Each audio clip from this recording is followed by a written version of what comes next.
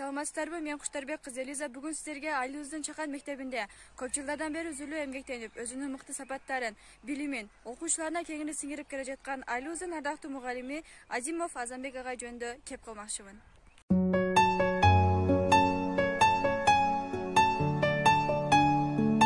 Азимов Азамбек агайыбыз Дүши Ахматов атындагы орто мектебинде 1990 жылдан тарта өз эмгек жолун баштаган. Ар бир адам баласынын алдына койгон улуу максаттары, арзуу тилектери болот. Мен дагы ушул балалык кезимден өзүмдү окуткан, өзүмө билим берген мугалимдер сыяктуу мугалим болсом деген арзуу тилектер менен чоңоюп, ошол максатта Ош мамлекеттик университетинин география факультетине тапшырып, аны ийгиликтүү аяктагандан кийин алгачкы эмгек чыйырын ушул өзүм туулуп өскөн Сай айылындагы Дүши Ахматов атындагы орто мектебинен баштаганмын. Азырга чейин 30 жылдык эмгек тажрыйбам бар. Иштин өзүнө мүнөздүү түмөндөгөн түйшүктөрү болот экен. Мен директор болуп шайланган мезгилде тарых маданият жылына басым жасалып, ошол мезгилде мектептин музейин түзүү керек болуп калды дагы. Андан кийин эле окуучулардын мектепте санын көбөйүшүнө байланыштуу класстык камалар жетишпей калды дагы. Билим берүү министрлигине, ошондой эле Баткенге вице-премьер-министр Камиля Талиева келип калды дагы. Шуларга арыз менен кайрылып, жаңы мектеп куруп берүү жагын сурандык эле. 1913 жылы биздин бул суранычыбыз ишке ашып, мектептин 225 орундук мектеп курулу башталды, 2 кабаттуу. Кыргыз элинде эр эмгегин жер жебейт деген макал бар эмеспи?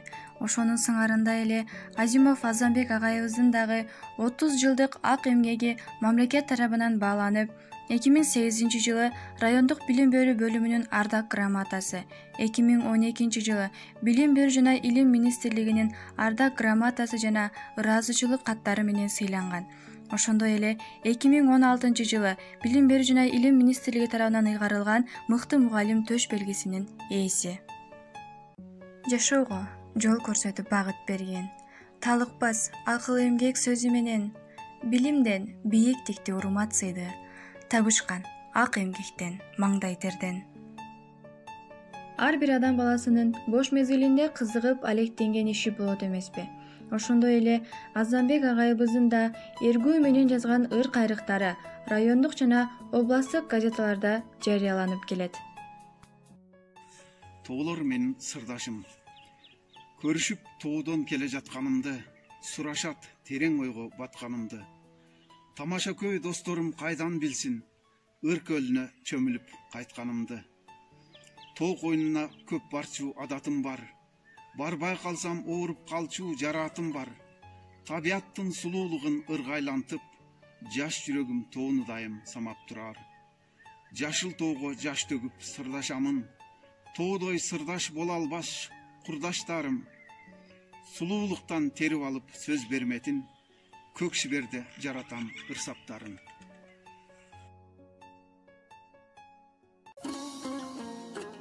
Агайыбыз үй бүлөдө бир кыз 3 уулдун мээримдүү атасы. Аларга акыл насаатын, турмуштук тажрыйбаларын үйрөтүүдөн эрикпейт. Уул кыздары да жаштарга өз жүрүм турумдары менен үлгү боло алышат.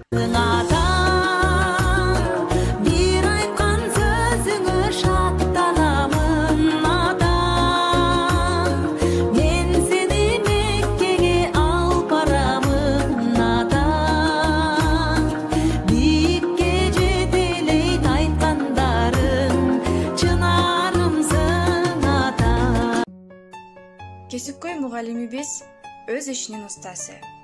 Кесиптик өзгөчөлүгүнөн келип чыгып, жаратылыштагы ар бир нерсеге өзгөчө мамиле жасайт. Ошондой эле бөлмө гүлдөрүнө өзгөчө көңүл буруп, гүлдүн түрлөрүн көбөйтүүгө кызыгат. Адамдын колу гүл болоорун мына ушул жерден байкоого болот. Демек, бир эле учурда мугалимдик кесипти аркалоо менен көп кырдуу жаратмандыктарга жетишүүгө болот тура. Мындай инсандар биз жаштар үчүн чоң үлгү, стимул боло алат деп ойлойм.